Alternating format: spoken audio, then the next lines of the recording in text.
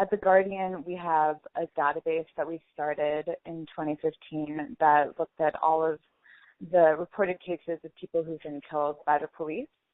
We realized that the government actually wasn't keeping track of all of those killings. So as The Guardian, we decided this is something that's important. And we found that one of the worst counties where there were officer-involved killings was in Kern County, which is in Central California. I went with one of our reporters, whose name is Don Swain. We went out there, I believe, in November, and we got in touch with some of the families who had lost some of their family members to the police. And we got in touch with them, and I spent a week out there reporting with him and interviewing some of the families. And then I went back to New York and actually decided that we needed to go back and do more reporting in order to really tell the full story and to do more ride-alongs with the cops. So I went back for another week with my partner, Grant Slater, who was shooting video with me.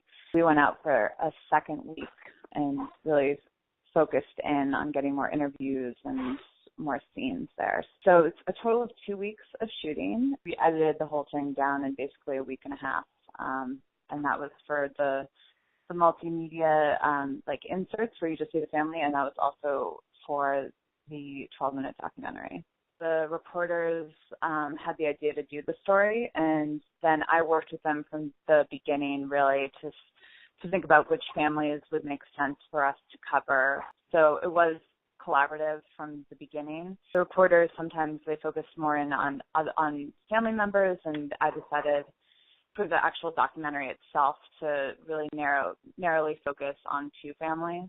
During the process of actually putting together the interactive piece, I was working directly with the reporters, thinking about what they were writing and when it would make sense to put in a quote from the family or from a police officer that would actually add to the written word instead of just repeating what was in the written text that you would be reading, and then all of a sudden you'd have to watch a video in order to understand, where they're coming from, because I didn't want it to just be a mirror image of the text. I wanted it to be a holistic experience. So from the beginning, we knew that we were going to work with the interactive team, which is at The Guardian as well. So they're a group of 4 people. They're developers, designers. We worked with them, and from the beginning sort of had an idea of what elements they would need. They constructed the maps, and they used some of the data of where people had been killed and things of that sort. So from the beginning, we knew that they were going to be involved in putting it together. There was actually one specific part that was harder than the rest, which was that we wanted to include an interview with Madison the Hood, who is the 16-year-old that was shot and actually survived, because we thought it was important to show someone who had survived, in addition to showing the effect that it had on families who had passed away.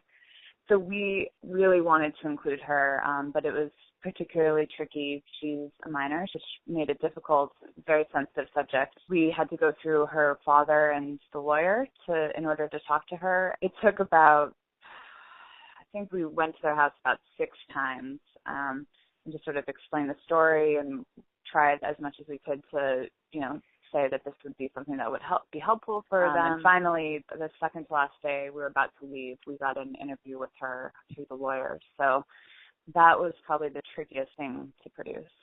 I went on 3 different ride-alongs with police officers when we were out there, and it is surprising how stressful their job is and how much they really do have to go through where they're in these stressful situations. They're not exactly sure what's going to happen from call to call. I don't think that gives them the license to shoot and kill unarmed people at all, but it did make me think a little bit more about what are some solutions for officers who are undergoing lots of stressful situations.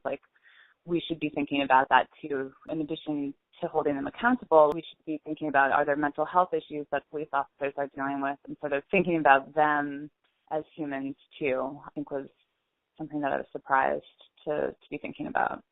Seeing and hearing from the people in the story instead of just reading a quote in a written piece is really powerful. There's a lot that you can gain just from seeing how someone talks and the way that they talk, the emotion that they're conveying. I think the one thing that I wanted to do differently, this is like a small technical thing, I sort of wanted the autoplay of the videos for you not to be able to hear the sound at first, because that actually felt a little intrusive to me, to the audience. So if I were to do it again, I'd say that I'd want the autoplay to not have audio for the videos. When I'm out in the field, I use a Canon C100, which I was using the whole time out there, and I was taking photos with a Canon 5D. I was editing on Premiere. I would suggest, having one area that you feel like you're really great and like you have a great technical understanding with in order to tell stories, instead of trying to like do that whole piece by yourself. I think it helps to work in a team where everyone's using their best strengths. The Guardian does have internships. We currently we call them fellows. It's a paid position. Right now it's part-time, so that whoever we get could also be working somewhere else in order to live in New York. It's an expensive place to live. We will have a new fellowship opening up either in late spring or early summer.